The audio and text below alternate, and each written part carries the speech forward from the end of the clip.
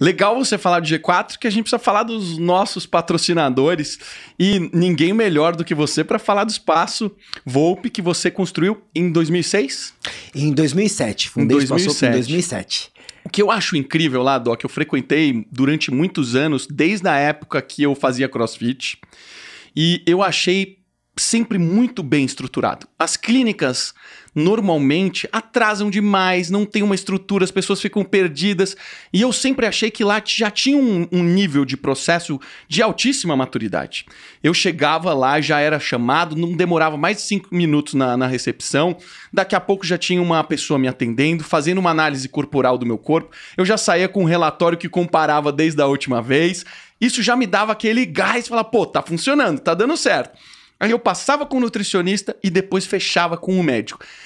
Isso tudo aí que você fez foi o método Volpe. Você construiu isso. Foi o método Volpe. Eu acho que a fase mais importante do método Volpe foi 2013.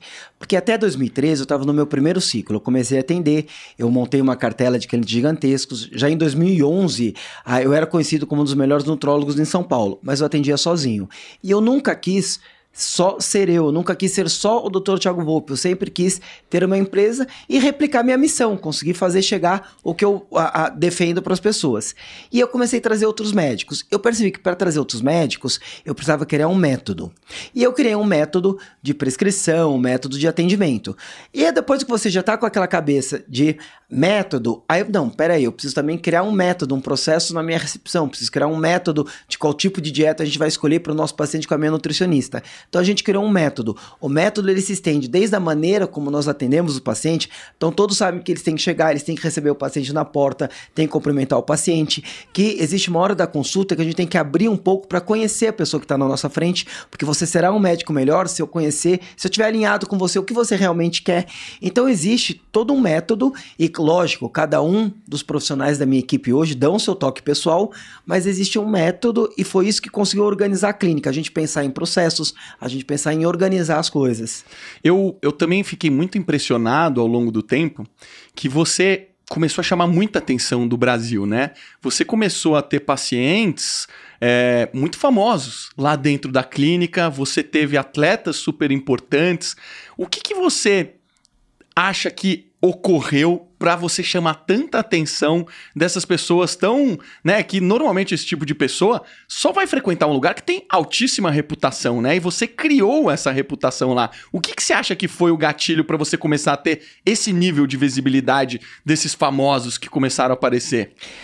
Eu acho que na medicina o principal gatilho sempre é você oferecer um excelente atendimento, porque quase sempre as pessoas vão vir de indicação.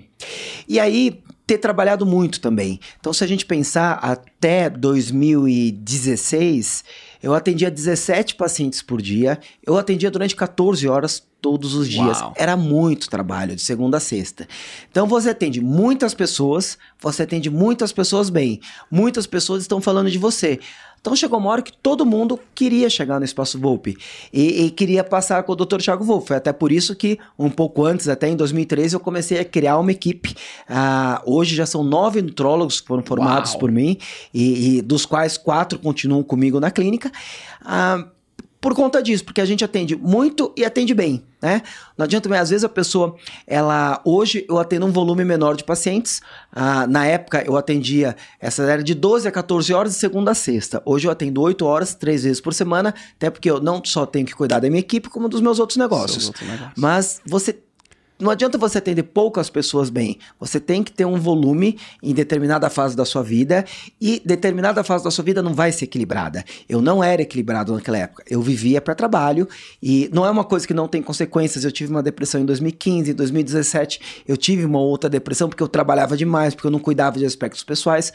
Só que para conseguir montar a jornada de sucesso que eu tive, houve épocas na minha vida que eu sabia, era uma decisão consciente. Eu estou desequilibrado, talvez nessa fase, naquele ano, eu estava prejudicando um pouco minha saúde, mas onde eu queria chegar, eu precisava atender muito e atender bem. Então o volume de trabalho era muito grande.